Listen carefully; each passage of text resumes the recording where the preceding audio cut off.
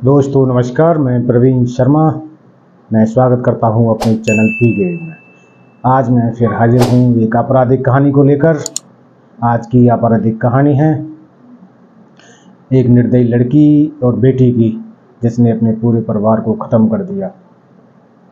सुबह के 8 बज चुके हैं। घर का नौकर जब अंदर प्रवेश करता है तो उसे लगता है शायद सब सो रहे हैं, चारों तरफ सुनसान हैं। लेकिन आम दिनों से आज का दिन अलग था। उसने सोचा रात पार्टी हुई थी, इसलिए शायद सब सो रहे हैं। जब वह पहली मंजिल पर ऊपर जाता है तो देखता है कि चारों तरफ खून और घर के 8 सदस्य जिनकी मौत हो चुकी है, केवल एक बड़ी बेटी सोनिया, उसकी सांसें चल रही हैं। वह जल्दी से दौड़कर नीचे जाता है और वॉचमैन अमर सिंह को यह बताता है। तो दोनों ऊपर जाते हैं तो देखते हैं कि चारों तरफ खून ही खून है। वॉचमैन अमर सिंह पुलिस को फ़ोन करता है और एम्बुलेंस को बुलाता है। पुलिस भी आती है और सोनिया को एम्बुलेंस में डालकर अस्पताल पहुंचाया जाता है। उसके बाद पुलिस शवों का पंचनामा भरती है और पोस्टमार्टम के लिए भेज देती है। अब होती है तहकीकात शुरू। जब पुलिस तहकीकात करती है तो तहकीकात में पाया जाता है कि पार्टी ख़त्म होने के बाद रात से और सुबह तक कोई भी घर के अंदर नहीं आया। अब पुलिस सोचती है 8 लोगों की मौत हो चुकी है, लेकिन घर में किसी ने चीखने और चिल्लाने की आवाज़ किसी ने बाहर से नहीं सुनी। वॉचमैन भी ड्यूटी पर था। शक की सुई सोनिया की तरफ घूमती है। इससे पहले हम बता देते हैं कि यह घटना 23 अगस्त 2001 हिसार की है। हिसार के रहने वाले रेलूराम पुनिया, जो पूर्व विधायक रह चुके हैं। रेलूराम पुनिया ने अपनी जीवन की शुरुआत ट्रक क्लीनर के रूप में की थी। उसके बाद उन्होंने तेल का धंधा शुरू किया। तेल के धंधे में उन्होंने खूब कमाई की। जब खूब कमाई कर ली तो उन्होंने हिसार में एक बढ़िया आलीशान कोठी बनाई, जिस कोठी की देखने के लिए दूर दूर से लोग आते थे। आसपास के लोग तो देखते ही रहते थे, लेकिन उस कोठी की खासियत ये थी कि पहली मंजिल तक कार चली जाती थी। रेलूराम पुनिया के पास धन दौलत की कोई कमी नहीं थी। तेल के धंधे से उन्होंने खूब संपत्ति कमाई थी। उनके पास 163 एकड़ ज़मीन, 25 बीघा में बना हुआ फार्म हाउस, उसके अलावा दिल्ली और एनसीआर में काफ़ी प्लॉट थी। लगभग 50 से 60 करोड़ की संपत्ति उनके पास थी। जिंदगी सही कट रही थी। रेलूराम पुनिया ने 2 शादियां की थी। पहली शादी ओमी देवी से एक लड़का सुनील, जो घर का सबसे बड़ा सदस्य था। उसके बाद दूसरी शादी कृष्णा देवी से हुई। उनसे 2 बेटियां, सोनिया और प्रियंका। छोटी बेटी प्रियंका उर्फ पम्मी।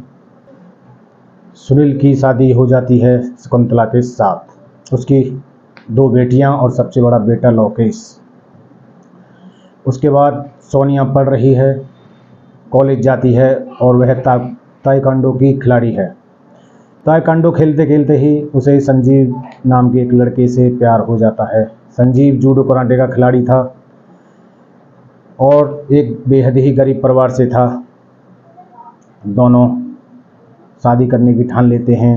रेलूराम पुनिया इसके खिलाफ थे। खूब प्रयास करते हैं, लेकिन सोनिया नहीं मानती। दोनों शादी कर लेते हैं और दोनों अपने परिवार से अलग रहने लगते हैं। उस समय खेल की इंडस्ट्री उस समय इतनी मजबूत नहीं थी और खेल इवेंट्स इतने होते नहीं थे, तो जूडो में कोई कैरियर नहीं था। जब कैरियर उसका चौपट हो जाता है तो वह नौकरी की तलाश करने लगता है। जब उसे कहीं भी नौकरी नहीं मिलती है तो वह घर आकर बैठ जाता है। इधर सोनिया सोचती है कि क्यों ना मैं पापा से कुछ पैसे ले लूं। सोनिया अपने पापा रेलूराम पुनिया के पास पहुंचती है। वहां पहुंचकर अपने पापा से जो 30 एकड़ में फैला हुआ फार्म हाउस था उसे बेचने के लिए कहती है और कहती है कि मुझे इसमें हिस्सा चाहिए, मुझे पैसे दे दो जिससे संजीव कुछ काम कर सके। इसके बाद रेलूराम पुनिया मना कर देते हैं। रेलूराम पुनिया सोनिया को समझाते हैं, लेकिन सोनिया नहीं मानती। यही बात सुनील को पता चल जाती है और सुनील सोनिया से मिलने उसके घर जाता है और जब बात करते हैं तो दोनों में तनातनी हो जाती है। तनातनी इतनी बढ़ जाती है कि सोनिया अपने पति संजीव की रिवॉल्वर निकल के सुनील पर तान देती है, लेकिन उस दिन कोई घटना नहीं घटती। अब यह भविष्य को तय करना था कि उस दिन अच्छा हुआ या बुरा हुआ। उसके बाद संजीव घर वापस आ जाता है। अब सोनिया सोचने लगती है कि सीधी उंगली से घी नहीं निकलेगा, उंगली टेढ़ी करनी पड़ेगी, और वह ठान लेती है कि अब परिवार को ही रास्ते से हटाना है। वह यह आइडिया अपने पति संजीव को बताती है। पहले तो संजीव आनाकानी करता है, लेकिन बाद में संजीव मान जाता है। तारीख तय होती है 23 अगस्त 2001। इस दिन सोनिया की छोटी बहन प्रियंका और पम्मी का जन्मदिन था। वह रेलूराम को बिना बताए ही पार्टी की व्यवस्था कर देती है, और पार्टी की व्यवस्था उसी फार्म हाउस पर होती है जहां रेलूराम पुनिया का घर था। उस जगह 23 अगस्त 2002 को पार्टी रखी जाती है। पम्मी का जन्मदिन है। पम्मी बाहर हॉस्टल में रहकर पढ़ती थी, उसे बुला लिया जाता है और उसी रात जन्मदिन की पार्टी होती है। पार्टी रात तक चलती है, लेकिन सोनिया की कहने पर रात को खीर बनवाई जाती है। सोनिया को खीर पसंद थी। सोनिया उस खीर में अफीम मिला देती है, जिससे घर के सभी सदस्य खीर खाकर बेहोश हो जाते हैं। अब सोनिया का खेल शुरू होता है। सोनिया संजीव से कहती है कि अपनी रिवॉल्वर लेके आओ और सभी को मौत के घाट उतार दो। संजीव कहता है कि मेरी रिवॉल्वर में तो 6 ही गोलियां हैं, सदस्य हैं 8। तब सोनिया दूसरा आइडिया बताती है और गैरेज में से एक लोहे की रॉड निकाल कर लाती है और संजीव को पकड़ा देती है। संजीव से कहती है सबसे पहले अपने पिता रेलूराम पुनिया के कमरे में जाती है और कहती है मार दो इनको।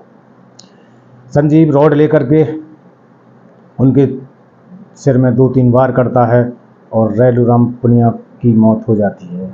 उन्हीं के बराबर में कृष्णा देवी का कमरा है, वहाँ जाते हैं तो पहले सोनिया कृष्णा देवी का तकिया से मुंह दबाती है और संजीव उनके सिर में राड मार देता है। राड उछलकर बराबर में सो रही सुनील की बेटी के लग जाती है, जो 2 साल की थी। वह जग जाती है और रोने लगती है। सुनील इतना निर्दयी हो चुका था कि उसने उसको भी नहीं छोड़ा और एक रॉड उसके सिर में मारता है। छोटी बच्ची वो भी मर जाती है। उसके बाद एक एक करके सभी को रॉड से मार दिया जाता है। इसके बाद सोनिया कहती है संजीव से कि एक रॉड मेरे सिर पर भी मार दो, जिससे खून निकल जाए और पुलिस को या किसी को शक ना हो। इसके बाद वह संजीव को छोड़कर आती है और खुद आकर के घर में लेट जाती है। सुबह जब यह घटना घटती है और तहकीकात चलती है तो पुलिस को समझने में ज़्यादा देर नहीं लगती और 26 अगस्त 2001 को सोनिया को गिरफ्तार कर लिया जाता है। पहले तो सोनिया से पूछताछ आराम से करते हैं, लेकिन जब पुलिस अपनी तरीके से पूछताछ करती है तो सोनिया सब कुछ उगल देती है। उसके पति संजीव को भी गिरफ्तार कर लिया जाता है। कहानी यहीं ख़त्म नहीं होती। उसके बाद केस कोर्ट में चलता है और सेशन कोर्ट से उन दोनों को फांसी की सज़ा मुकर्रर हो जाती है। उसके बाद सोनिया की तरफ से हाई कोर्ट में अपील की जाती है। हाई कोर्ट में भी उन्हें सज़ा बरकरार रहती है और सुप्रीम कोर्ट तक केस जाता है, वहाँ भी सज़ा बरकरार रहती है। उसके बाद 2007 में फांसी की डेट फिक्स हो जाती है। फांसी की डेट पास आ ही रही थी, लेकिन सोनिया के पास अभी एक मौका और था। वह राष्ट्रपति के पास याचिका डालती है। राष्ट्रपति उस समय प्रणब मुखर्जी थे। राष्ट्रपति कार्यालय में फाइल पड़ी रहती है और उस पर कोई निर्णय नहीं होता है। आखिर में उस पर निर्णय आता है, लेकिन उसी समय सुप्रीम कोर्ट ने एक विशेष नियम बनाया कि जिन लोगों के लिए फांसी में देरी हो रही है उनको फांसी को आजीवन कारावास में बदल दिया जाए। इस तरह से पूरे देश में केस को इकट्ठा किया जाता है। कुल देश में ऐसे केस जो फांसी वाले थे 15 केस निकलते हैं, उनमें एक केस सोनिया और संजीव का भी था। सोनिया संजीव की किस्मत अच्छी थी, उनकी फांसी की सज़ा आजीवन कारावास में बदल जाती है। कुछ समय बाद संजीव को पैरोल मिल जाती है। 15 दिन की पैरोल पर वह बाहर आता है, लेकिन 15 दिन की पैरोल के दौरान वह फरार हो जाता है और गुजरात में एक साधु बनकर रहने लगता है। पुलिस उसे ढूंढती रहती है, लेकिन वह नहीं मिलता। लेकिन 2021 में वह मेरठ से गिरफ्तार हो जाता है। इधर सोनिया जेल के अंदर फांसी लगाने की कोशिश करती है, लेकिन कैदी और कुछ जेल के कर्मी उसे देख लेते हैं तो उसकी जान बच जाती है।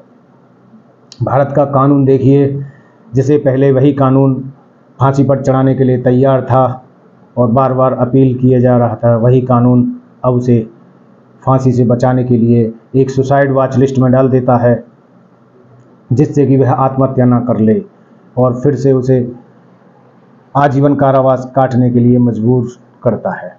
उसके बाद संजीव को गिरफ्तार करके फिर से जेल भेज दिया जाता है। अब दोनों सोनिया और संजीव जेल में आजीवन कारावास की सज़ा काट रहे हैं। दोस्तों, इस कहानी को सुनाने का उद्देश्य मेरा किसी का दिल दुखाना नहीं है, केवल समाज में हो रहे अपराध और अपराध को सह देने वाले लोगों का साथ ना दें। स्वस्थ रहें, सजग रहें। जय हिंद, जय भारत।